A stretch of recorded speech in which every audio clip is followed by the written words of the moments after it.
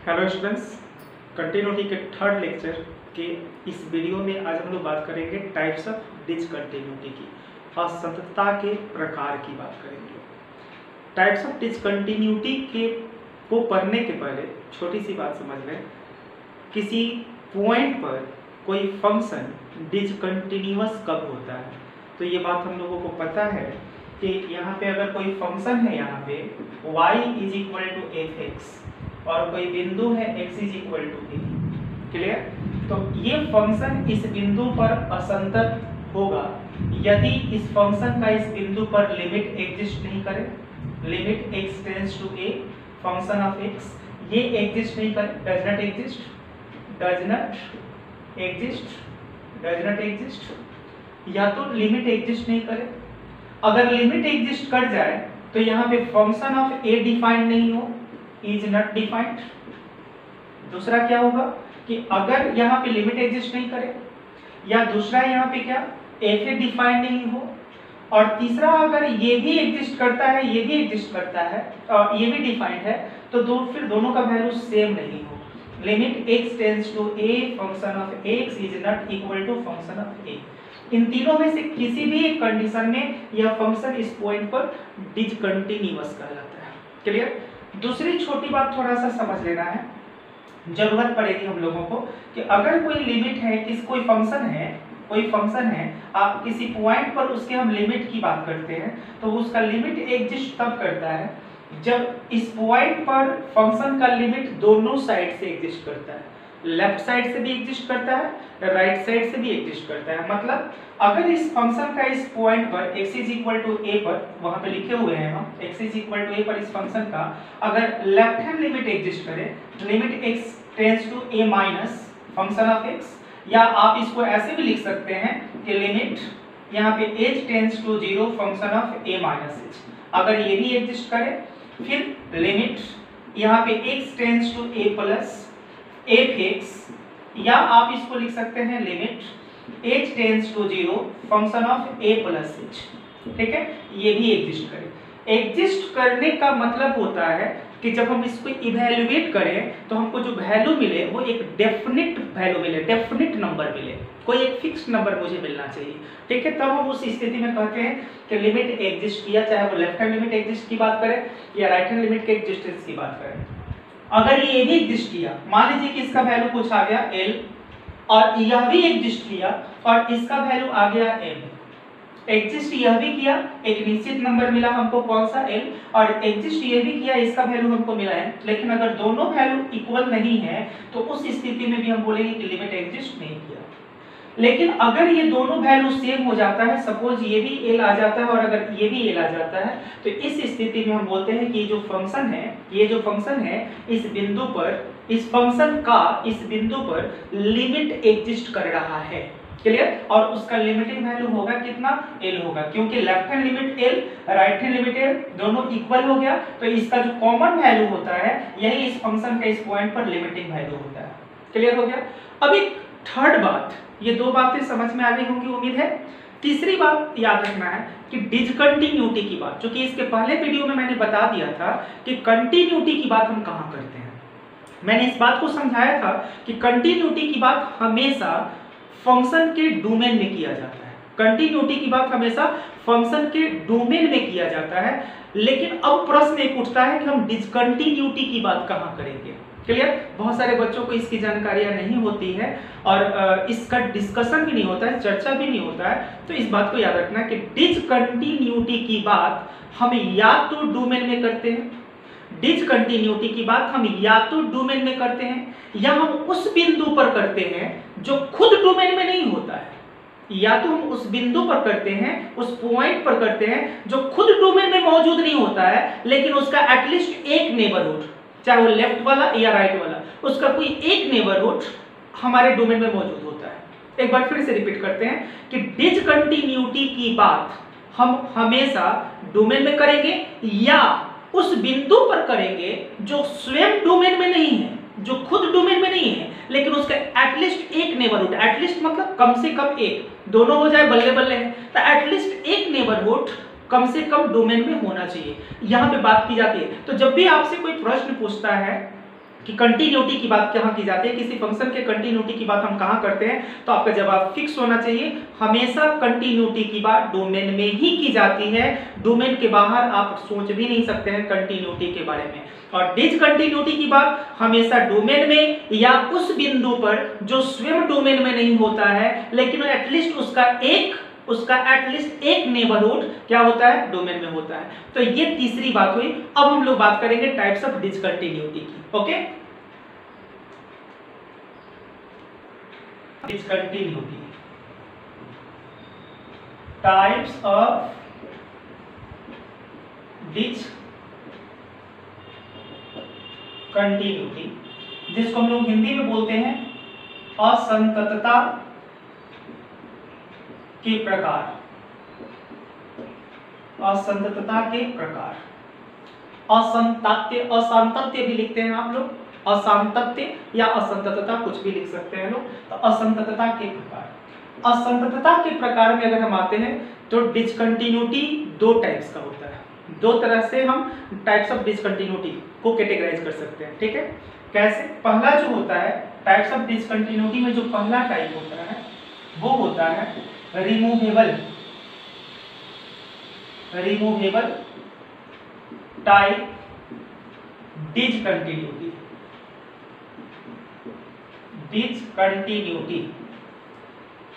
Removable type discontinuity, या आप इसको कह सकते हैं first continuity of first kind, continuity of first kind, आप ऐसे भी बोल सकते हैं, ठीक है।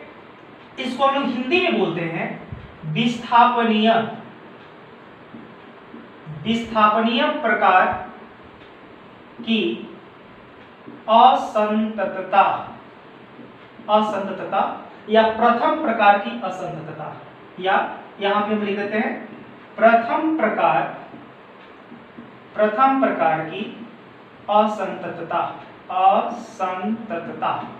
क्लियर? हिंदी में रिमूवेबल को क्या कहते हैं? विस्थापनीय। कंटिन्यूटी ऑफ फर्स्ट काइंड को क्या बोलेंगे? प्रथम प्रकार की असंततता। सेकेंड टाइप जो होता है, यहां पे ध्यान दीजिएगा, ये होता है removable, non removable type discontinuity, या हम लोग इसको बोलेंगे लोग continuity of second type, continuity of second type.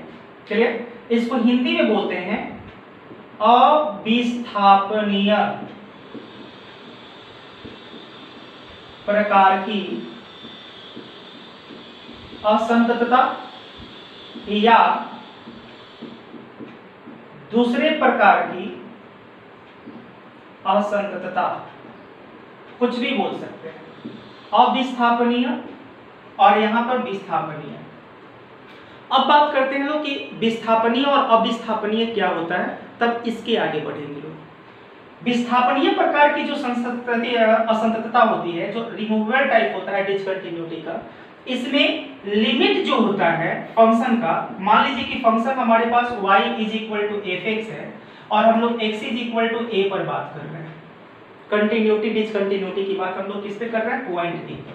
तो इस पॉइंट पर इस फंक्शन का जो लिमिट होगा वो एग्जिस्ट करेगा निश्चित रूप से, ये निश्चित रूप से एग्जिस्ट करेगा, एग्जिस्ट, ठीक है। लेकिन अगर सिर्फ लिमिट एग्जिस्ट कर जाए तो हम कंटिन्यूटी की बात तो नहीं कर सकते हैं ना, तो सॉरी डिसकंटिन्यूटी की बात तो नहीं कर सकते हैं ना। डिसकंटिन्यूटी के लिए अगर लिमिट एग्जिस्ट कर गया तो निश्चित रूप से जो एफ है, वैल्यू ऑफ फंक्शन, या तो वो अनडिफाइंड होगा, या अगर वो डिफाइंड भी होगा तो लिमिट के इक्वल नहीं होगा। यहाँ दो परिस्थितियां होती हैं, या तो एफ ए डिफाइंड नहीं होगा, या अगर एफ ए डिफाइंड होगा भी तो वो लिमिट के इक्वल नहीं होगा। और दोनों स्थितियों में फंक्शन जो होगा वो डिसकंटिन्यूअस होगा at that point. x = a पर क्या होगा? डिसकंटिन्यूअस होगा। तो यहां पर देखिए ये एग्जिस्ट करेगा, लेकिन यहां पे but if a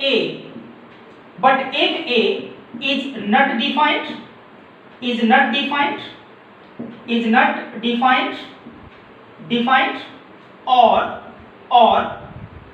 if f is defined then limit x tends to a function of x is not equal to function of a। बात को समझेंगे आप? क्या हुआ? रिमूवेबल टाइप जो होता है डिसकंटिन्यूटी, उसमें क्या होता है, लिमिट निश्चित रूप से एग्जिस्ट करेगा। फंक्शन का लिमिट, सीमा उस बिंदु पर, मतलब जिस बिंदु पर हम चेक कर रहे हैं उस पर निश्चित रूप से एग्जिस्ट करेगा, लेकिन फिर भी डिसकंटिन्यूअस। It means what? इसका क्या मतलब? इसका मतलब कि जो एक्चुअल वैल्यू है, जो वैल्यू ऑफ फंक्शन है, उसके साथ लोचा है। उसके साथ क्या लोचा है? या तो वो डिफाइंड ही नहीं होगा, और अगर डिफाइंड होगा तो वो लिमिटिंग वैल्यू के इक्वल नहीं होगा। यही दो परिस्थितियां होती हैं, और इन दोनों परिस्थिति में इस फंक्शन को हम बोलेंगे डिसकंटिन्यूअस, और इस टाइप के डिसकंटिन्यूटी को हम बोलते हैं रिमूवेबल टाइप ऑफ डिसकंटिन्यूटी। इस स्थिति में इस प्रकार की असंततता को हम बोलते हैं विस्थापनीय प्रकार की असंततता, रिमूवेबल टाइप ऑफ डिसकंटिन्यूटी या continuity of first kind. Is it clear? Second जो होता है केस, सेकंड केस देखिए। अब यहाँ पे एक प्रश्न और थोड़ा सा समझ लीजिए, इसको विस्थापनीय, रिमूवेबल क्यों कहा जाता है? एक प्रश्न मन में आएगा कि इसको रिमूवेबल क्यों कहा जाता है। तो इसलिए क्योंकि यहाँ पे लोचा किसके साथ है? एफ ए के साथ। फंक्शन ऑफ ए डिफाइंड नहीं है, तो यहाँ पे हम फंक्शन को पुनः डिफाइंड करके, फलन को पुनः डिफाइंड करके, परिभाषित करके हम यहाँ पे इस प्रकार से परिभाषित कर दें कि ये और ये दोनों इक्वल हो जाए, तो फिर फंक्शन कंटिन्यूअस हो जाएगा। मतलब फलन को हम पुनः डिफाइंड करके, फिर से डिफाइंड करके हम इस प्रकार से डिफाइन करें कि लिमिट वैल्यू और एक्चुअल वैल्यू दोनों सेम हो जाए, तो फंक्शन कंटिन्यूअस हो जाएगा। मतलब इसको हम लोग रिमूवेबल, मतलब इसको हम विस्थापित कर सकते हैं फंक्शन को डिफाइन करके, पुनः डिफाइन करके। इस कारण से इसको हम लोग विस्थापनीय या रिमूवेबल टाइप ऑफ डिसकंटिन्यूटी कहते हैं। लेकिन दूसरा जो है वो non removable type of discontinuity, अविस्थापनीय। इसमें क्या होता है? यहाँ जो होता है इसमें लिमिट एग्जिस्ट नहीं करेगा, इसमें लिमिट ही एग्जिस्ट नहीं करेगा। यहाँ पे क्या होगा? यहाँ पे limit x tends to a function of x does not exist. इसमें लिमिट ही एग्जिस्ट नहीं करेगा। हम एक्चुअल वैल्यू की बात नहीं कर रहे हैं, लिमिट ही एग्जिस्ट नहीं करेगा। तो लिमिट को फिर आप रिडिफाइन नहीं कर सकते।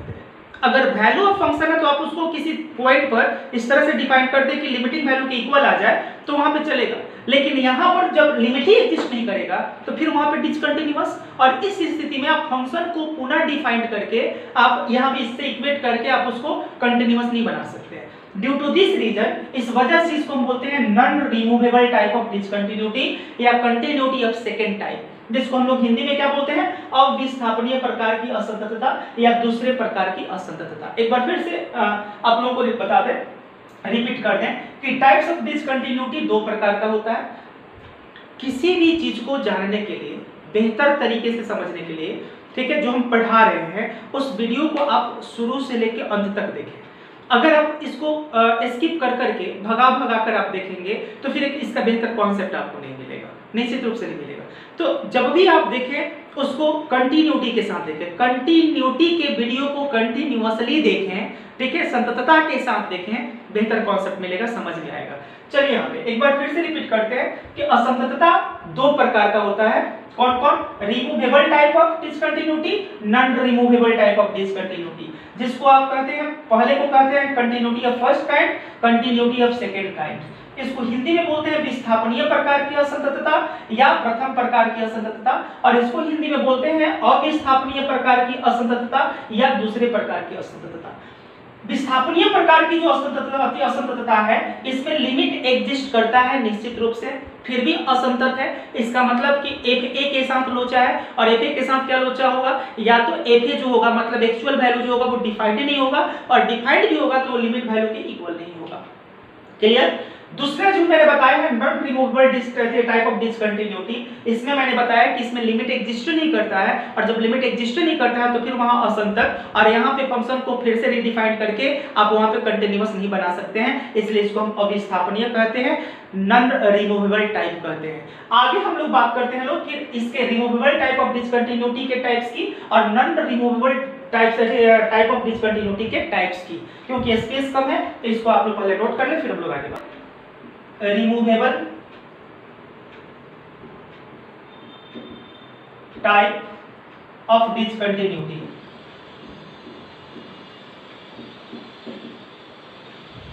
कंटिन्यूटी के types.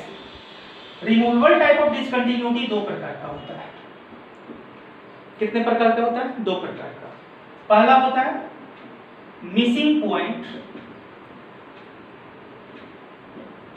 Missing point discontinuity, discontinuity, और दूसरा होता है isolated, isolated point discontinuity, isolated point discontinuity. Clear?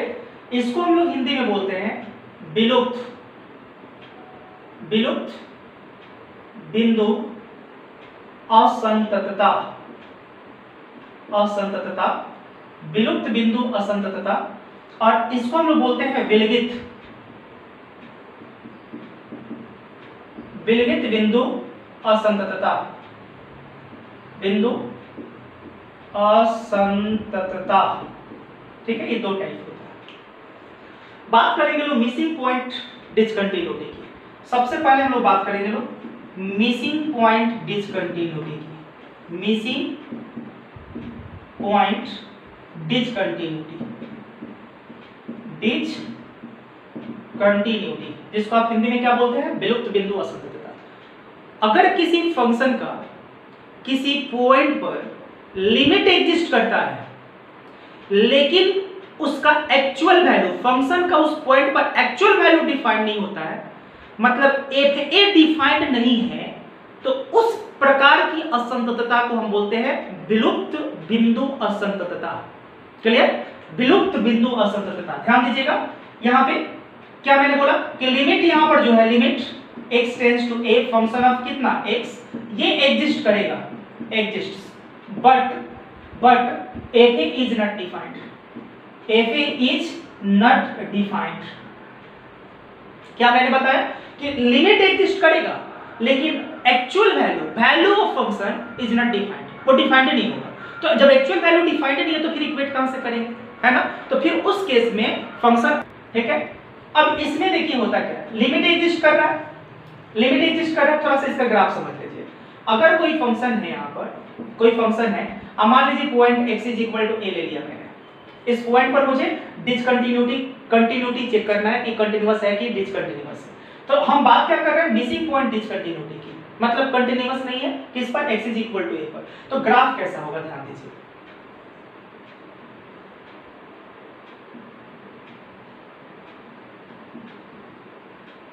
ध्यान दीजिएगा, यहाँ पे इस फंक्शन की अगर कंटिन्यूटी की बात करें तो कंटिन्यूअस है, फ्रॉम लेफ्ट भी कंटिन्यूअस है और फ्रॉम राइट भी कंटिन्यूअस है।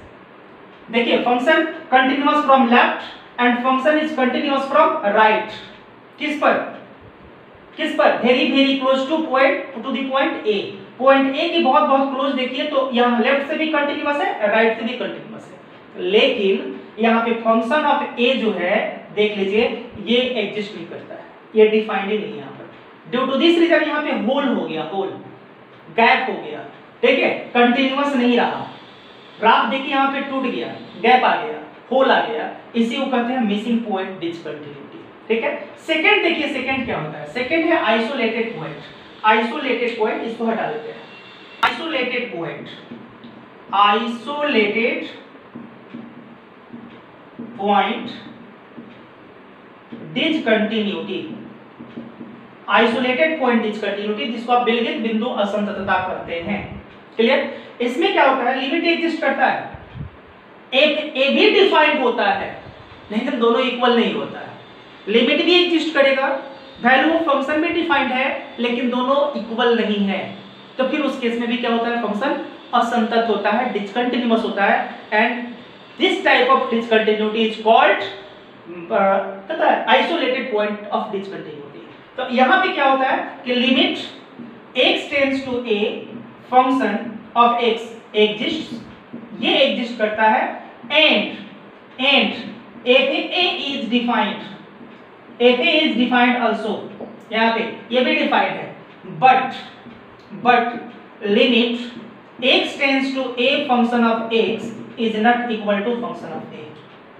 ठीक है, इस केस में देख लीजिए लोचा हमेशा किसके साथ, फंक्शन ऑफ a के साथ, या तो डिफाइंड नहीं होगा और डिफाइंड होगा तो वो लिमिट के इक्वल नहीं होगा। इसको कहते हैं आइसोलेटेड पॉइंट डिसकंटिन्यूटी। इसका ग्राफ दिखा देते हैं, आइसोलेटेड पॉइंट ऑफ डिसकंटिन्यूटी का ग्राफ दिखा देते हैं। जैसे मान लीजिए ग्राफ हम उसी को रिपीट कर देते हैं, ठीक है, यहाँ पे ध्यान दीजिए, यहाँ पे ये x is equal to a लिया मैंने ग्राफ, यहाँ पे वैल्यू देख लीजिए, यहाँ पे मैंने क्या वैल्यू ले लिया, l ले लिया, और यहाँ पे मैंने ले लिया m, यहाँ पर क्या वैल्यू ले लिया m। तो आप देखेंगे इस पॉइंट पर ये फंक्शन लेफ्ट से भी कंटिन्यूअस है, राइट से भी कंटिन्यूअस है, लेकिन जब बात वैल्यू ऑफ फंक्शन की आएगी एट दिस पॉइंट, इस पॉइंट पर वैल्यू फंक्शन के वैल्यू की बात हम कर रहे हैं, तो देखिए वहां पे ये इक्वल नहीं है, और वो कितना है m। तो आपने यहाँ पे क्या देखा कि लिमिट यहाँ पर अगर हम h tends to 0 function of अगर a माइनस h की बात करते हैं तब भी कितना है l। अगर हम यहाँ पे limit h tends to 0 function of a plus h की बात करते हैं तब भी कितना है l। मतलब left hand limit right hand limit दोनों इक्वल है, दोनों किसके इक्वल है, देख लीजिए लेफ्ट हैंड लिमिट और राइट हैंड लिमिट दोनों किसके इक्वल है, l के इक्वल है। लेकिन जब हम बात यहाँ पे फंक्शन ऑफ a की कर रहे हैं, फंक्शन ऑफ a की कर रहे हैं, तो हमको वैल्यू मिल रहा है m, मतलब ये दोनों वैल्यू सेम नहीं है। तो यहाँ लिमिट एग्जिस्ट किया, दोनों सेम है, लिमिट एग्जिस्ट कर रहा है, लेकिन हमारा एक्चुअल वैल्यू डिफाइंड है लेकिन इसके इक्वल नहीं है। तो इस टाइप के डिसकंटिन्यूटी को हम बोलते हैं आइसोलेटेड पॉइंट डिसकंटिन्यूटी, विलगित बिंदु असंततता। अब बात करते हैं हम लोग non removable type of discontinuity की और उसके प्रकार की। Okay, non removable type discontinuity, जिसको हिंदी में हम क्या बोलेंगे, अविस्थापनीय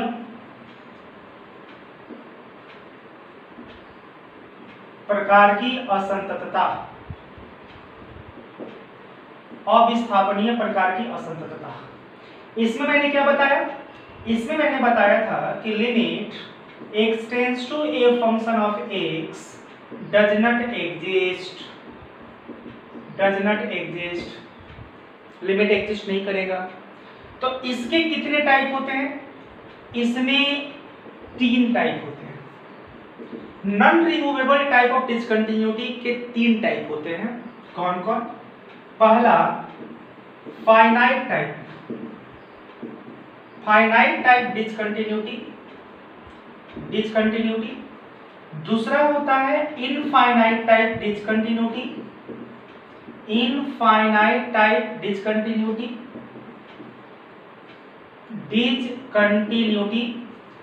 और लास्ट होता है ऑसिलेटरी टाइप कंटिन्यूटी।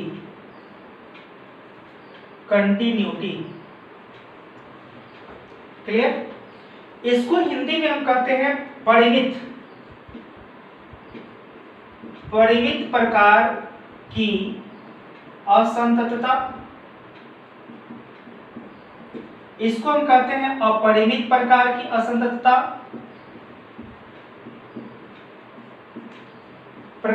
असंततता, और तीसरा जो है ऑसिलेटरी दोलनीय प्रकार की असंततता, दोलनीय प्रकार की असंततता। पहला नाम से ही आपको समझ में आ रहा है फाइनाइट टाइप डिसकंटिन्यूटी।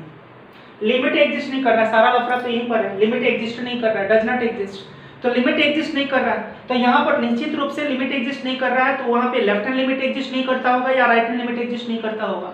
नाम से पता चल रहा है फाइनाइट टाइप, मतलब दोनों के वैल्यू फाइनाइट होंगे, मतलब दोनों एग्जिस्ट करेगा, लेकिन प्रॉब्लम कहाँ, दोनों इक्वल नहीं होगा। नाम से समझ में आ रहा होगा, फाइनाइट टाइप डिसकंटिन्यूटी एग्जिस्ट दोनों करेगा, दोनों का वैल्यू फाइनाइट आएगा, लेकिन दोनों इक्वल नहीं होगा। और जब दोनों इक्वल नहीं होगा तो फिर डिसकंटिन्यूअस, तो लिमिट एग्जिस्ट नहीं करेगा, जब लिमिट एग्जिस्ट नहीं करेगा तो डिसकंटिन्यूअस होना लाजमी है।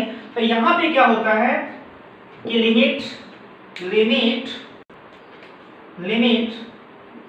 यहाँ पे h tends to 0 function of a minus h, यहाँ पे ठीक है, ये भी फाइनाइट होगा और फाइनाइट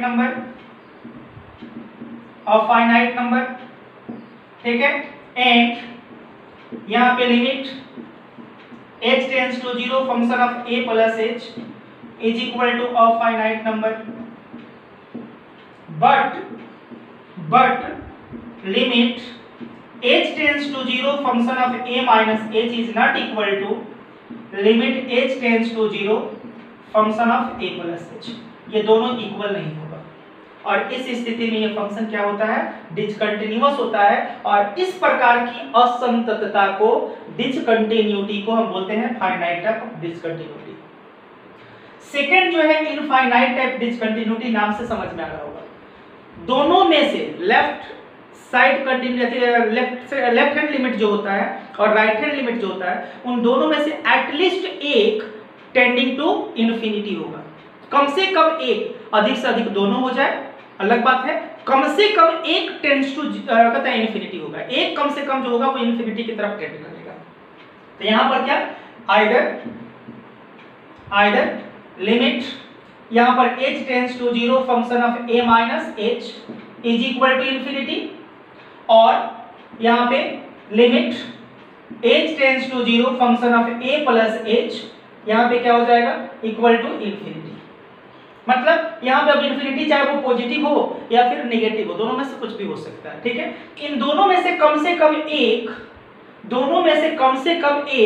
टेंडिंग टू इन्फिनिटी होगा, और इस केस में भी लिमिट एग्जिस्ट नहीं करेगा, क्योंकि लिमिट एग्जिस्ट तब करेगा जब लेफ्ट हैंड लिमिट एग्जिस्ट करेगा, राइट हैंड लिमिट एग्जिस्ट करेगा और दोनों इक्वल होगा। तो यहाँ पे लेफ्ट हैंड लिमिट या राइट हैंड लिमिट में से कोई एक इन्फिनिटी की तरफ टेंड कर रहा है, मतलब वहां पे तो डेफिनेट वैल्यू हमको मिल नहीं रहा है, और ड्यू टू दिस रीजन वहां पे वो एग्जिस्ट नहीं करेगा, इसलिए यहाँ पर लिमिट एग्जिस्ट नहीं करेगा। और जब लिमिट एग्जिस्ट नहीं करेगा तो निश्चित रूप से जो फंक्शन होगा वो डिसकंटिन्यूअस होगा।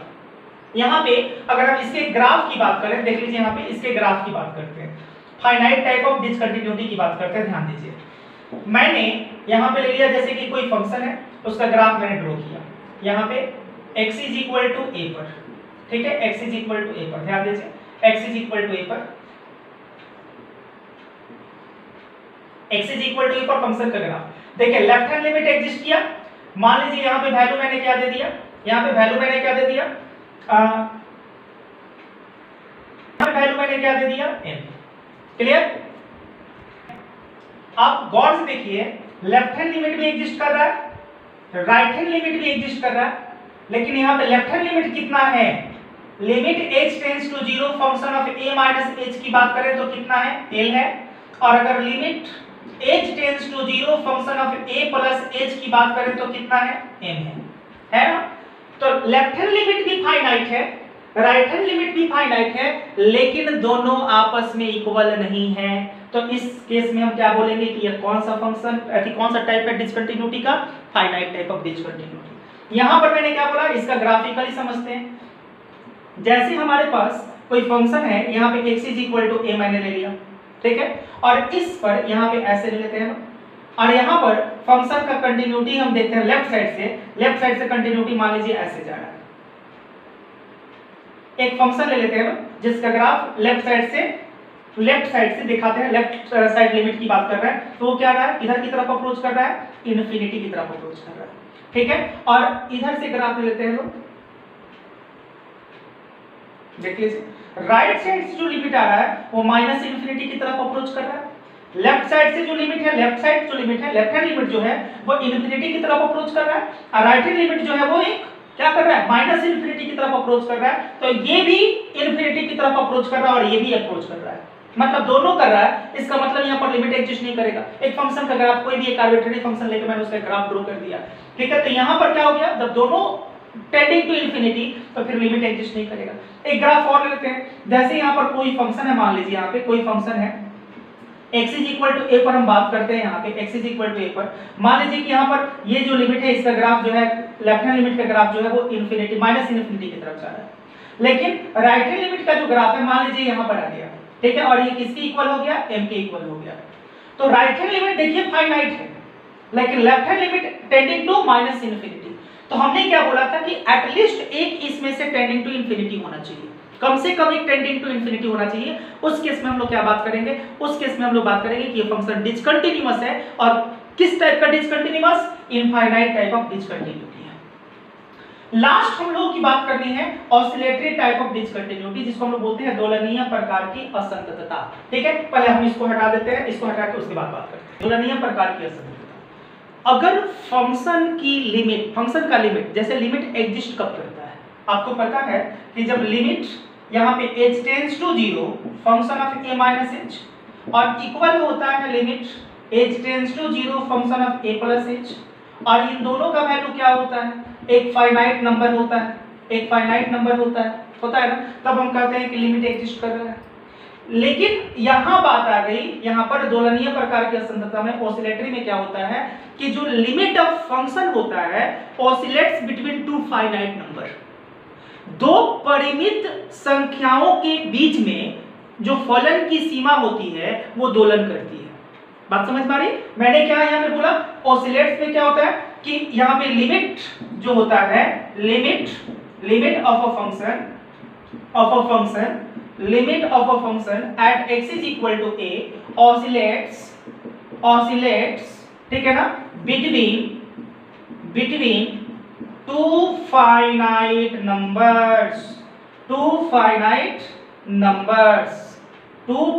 नंबर्स। बात समझ में? दो परिमित संख्याओं के बीच में, फिर से रिपीट कर रहे हैं कि जो किसी फलन की सीमा जब होती है वो दो परिमित संख्याओं के बीच में दोलन करती है इनफाइनाइट टाइम्स। कितनी बार? इनफाइनाइट टाइम दोलन करेगी, जिसको आप जूम करके देख पाएंगे कि कितना बार वो कहता है दोलन किया है। तो उस स्थिति में जो फंक्शन की जो असंततता होती है वो किस प्रकार की असंततता होती है, उसको कहते हैं ऑसिलेटरी टाइप ऑफ डिसकंटिन्यूटी, दोलनीय प्रकार की असंततता। ध्यान दीजिए, यहाँ पे मैंने यहाँ पे लिख दिया है, इसको मैंने क्या बोला कि जब सीमा, यहाँ पे जब सीमा दो परिमित संख्याओं के बीच दोलन करती है तो इस प्रकार की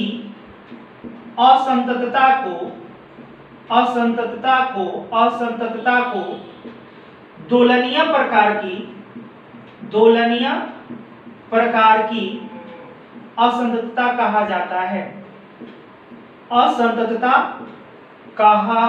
जाता है। क्लियर? आइए एक एग्जांपल से समझते हैं। पहले एक चीज तो समझ लीजिए आप कि जो मैंने यहाँ पे बोला कि oscillates between two finite numbers, लफड़ा कहाँ हुआ? लफड़ा यहाँ पर आया है।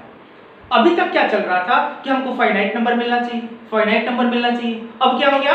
Oscillates between two finite numbers, दो फाइनाइट नंबर के बीच में दोलन करेगा, फाइनाइट नंबर नहीं मिलेगा, दो फाइनाइट नंबर के बीच में दोलन करेगा, ठीक है। और उस स्थिति में जो असंततता होगी, चूंकि लिमिट एग्जिस्ट करेगा नहीं, तो उस लिमिट जो होगा, ऑसिलेटरी जो डिसकंटिन्यूटी होगा वहां पर, उसमें क्या होगा? दोलन करेगा। और वहां पे लिमिट एग्जिस्ट नहीं करेगा, तो इस प्रकार की जो असंततता होगी उसको हम लोग क्या बोलेंगे? उस प्रकार की असंततता को हम बोलते हैं ऑसिलेटरी टाइप डिसकंटिन्यूटी। आइए यहाँ पे बात करते हैं। जैसे मैंने बोल दिया लिमिट, यहाँ पे एक फंक्शन मैंने दे दिया x टेंड्स टू 0, और यहाँ पे मैंने ले लिया sin 1/x। बड़ा फेमस एग्जांपल है sin 1/x। ध्यान दीजिए, अब x इज इक्वल टू 0 पर जब आप बात कीजिएगा, यहाँ पर तो देख लीजिए 1/x है। तो x का वैल्यू तो आप 0 रखिएगा तो इन्फिनिटी हो जाएगा, और साइन जो है यहाँ पर 1/x इन्फिनिटी, देख लीजिए यहाँ पर sine of infinity, sine of infinity, sine of any angle, sine किसी भी एंगल के लिए always lies between -1 and 1। Sine जो होता है उसका वैल्यू आपको पता है, मैक्स वैल्यू 1 और मिन वैल्यू, मैक्स वैल्यू 1 और मिन वैल्यू -1 होता है। तो इसका जो वैल्यू होता है वो हमेशा कहां से कहां के बीच में लाई करता है, -1 और 1 के बीच में, किसी भी एंगल के लिए। तो ये जो यहाँ पर हम बात करेंगे, लिमिट जब इसका निकालेंगे तो यहाँ जो लिमिट होगा वो हमेशा कहां से कहां ऑसिलेट्स करेगा, यहाँ पे ऑसिलेट्स, यहाँ पे ऑसिलेट्स बिटवीन -1 एंड 1, ठीक है। तो अभी तक हम लोग क्या देख रहे थे कि फाइनाइट नंबर, लेकिन यहाँ पे लफड़ा क्या हुआ पे कि चूंकि -1 और 1 के बीच में जो नंबर आएगा वो तो कोई फिक्स नंबर है नहीं, और ड्यू टू दिस रीजन ये यहाँ पे फंक्शन जो होगा इस पॉइंट पर क्या होगा, फंक्शन का जो लिमिट होगा वो क्या होगा, एग्जिस्ट नहीं करेगा, और उस स्थिति में हम लोग क्या बोलेंगे कि फंक्शन जो है वो डिसकंटिन्यूअस है। Is it clear? अब इसको आप लोग नोट कीजिए, उसके बाद बात करते हैं। ठीक से और समझ लेते हैं यहाँ पे jump of discontinuity, last point होगा हम लोगों का, jump of discontinuity, jump of discontinuity, ठीक है। असंततता का उछाल, असंततता की उछाल, असंततता की उछाल।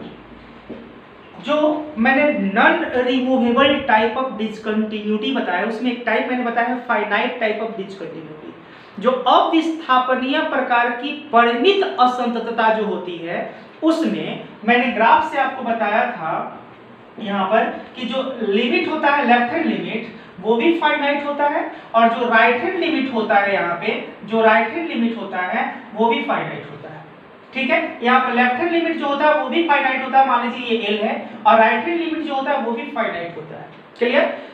लेकिन यहाँ पे लेफ्ट हैंड लिमिट जो होता है, लिमिट यहाँ पर x tends to a minus fx is not equal to होता है लिमिट यहाँ पे x tends to a plus, यहाँ पे a plus right hand limit को रिप्रेजेंट कर रहा है और a minus left hand limit को रिप्रेजेंट कर रहा है fx। ये दोनों इक्वल नहीं होता है, दोनों इक्वल नहीं होता है, लेकिन दोनों फाइनाइट होता है। ये बात मैंने परिमित वाले में बताया। तो यहाँ जो होता है जंप की, जब हम बात करते हैं जंप ऑफ डिसकंटिन्यूटी, असंततता के उछाल की बात करते हैं, तो ये जो दोनों एक x इज इक्वल टू जो बिंदु है, इस पर जो लेफ्ट हैंड लिमिट का वैल्यू है और जो राइट हैंड लिमिट का वैल्यू है, इन दोनों के धनात्मक अंतर को, इन दोनों के धनात्मक अंतर को, धनात्मक अंतर मतलब हम मॉडुलस में ले सकते हैं, जैसे एक का वैल्यू कितना आया है l, एक का वैल्यू कितना आया है m, l माइनस m, तो आप मॉडुलस के अंदर है, आप l में से m को माइनस करें चाहे m में से l को माइनस करें, रिजल्ट हमेशा पॉजिटिव आएगा। इसी को हम बोलते हैं धनात्मक अंतर, ठीक है। तो इस पॉइंट पर इस दोनों बिंदु, इस दोनों लिमिट के धनात्मक अंतर को हम बोलते हैं यहाँ पर jump of discontinuity, jump of discontinuity, discontinuity, jump of discontinuity.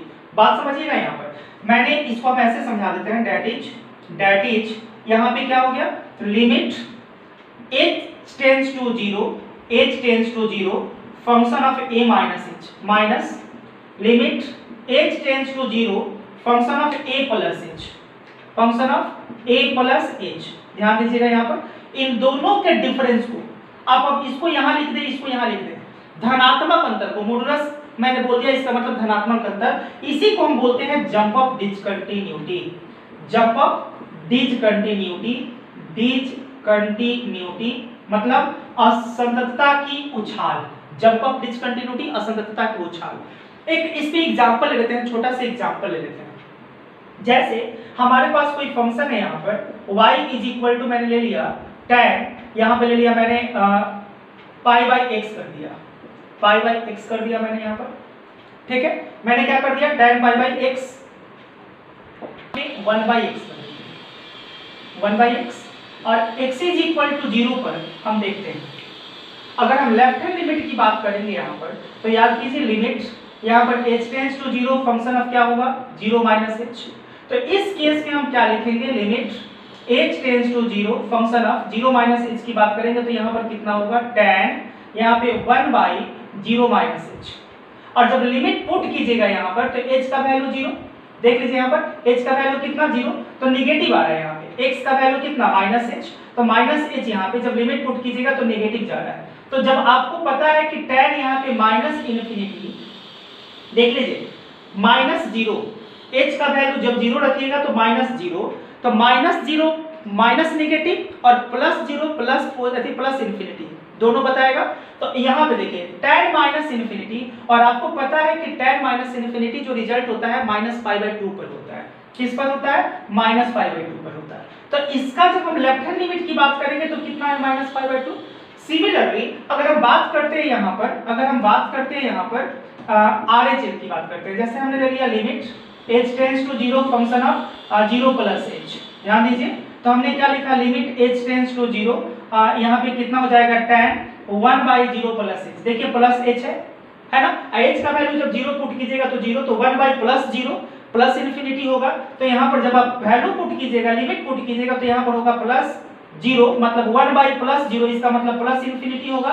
और tan इन्फिनिटी π/2 पर होता है, तो आप यहाँ पर वैल्यू कितना लिखेंगे? π/2।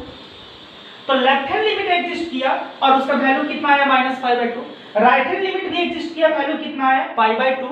अब हम जब दोनों के डिफरेंस की बात करेंगे, पॉजिटिव डिफरेंस की जब हम बात करेंगे, ध्यान दीजिए यहाँ पे, जब दोनों के पॉजिटिव डिफरेंस की बात करेंगे, मतलब जब हम जंप ऑफ डिसकंटिन्यूटी की बात करेंगे, तो हमको क्या करना होगा? -π/2 और -π/2, देख लीजिए -π/2 ये वाला, अब फिर डिफरेंस निकालना है किसके साथ? π/2। तो आप यहाँ पर क्या करेंगे? -π/2 -π/2 अब वैल्यू दीजिएगा पॉजिटिव, हो गया इतना पाई।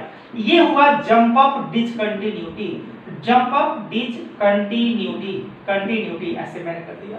आप चाहें तो इसको आप ऐसे भी लिख सकते हैं कि π/2 माइनस यहाँ पर कितना हो जाएगा? π/2। तो फिर वैल्यू कितना आ जाएगा? यहाँ पे माइनस प्लस π/2 पाई हो जाएगा और रिजल्ट कितना आएगा? पाई। इस तरह से हम लोगों ने जंप ऑफ डिसकंटिन्यूटी भी समझा। तो आज इस वीडियो में हमने आप लोगों से बात करी टाइप्स ऑफ डिसकंटिन्यूटी की। बेहतरीन तरीके से मैंने कोशिश किया हिंदी और इंग्लिश दोनों मीडियम से आपको समझा दें, ताकि किसी को परेशानी ना हो। अगर आप हिंदी मीडियम वाले हैं तब भी आपको परेशानी नहीं होगी, और अगर इंग्लिश मीडियम वाले हैं तब भी आपको परेशानी नहीं होगी। तो इस वीडियो को आप देखिए, 1-2 बार 3 बार देखिए, समझ में आएगा बेहतर तरीके से। स्किप करके मत देखिए। अच्छा लगता है तो लाइक कीजिए, और अगर अभी तक आपने मेरे चैनल को सब्सक्राइब नहीं किया है तो और भी सारे वीडियो जो आएंगे उसको देखने के लिए आप सब्सक्राइब करें और उसका बेल आइकन बटन जरूर पुश करें, ताकि जो भी हम वीडियो अपलोड करें उसका नोटिफिकेशन आप तक पहुंचे और आप उसको देख पाए। तो मिलते हैं फिर नेक्स्ट वीडियो में नेक्स्ट टॉपिक के साथ, तब तक के लिए।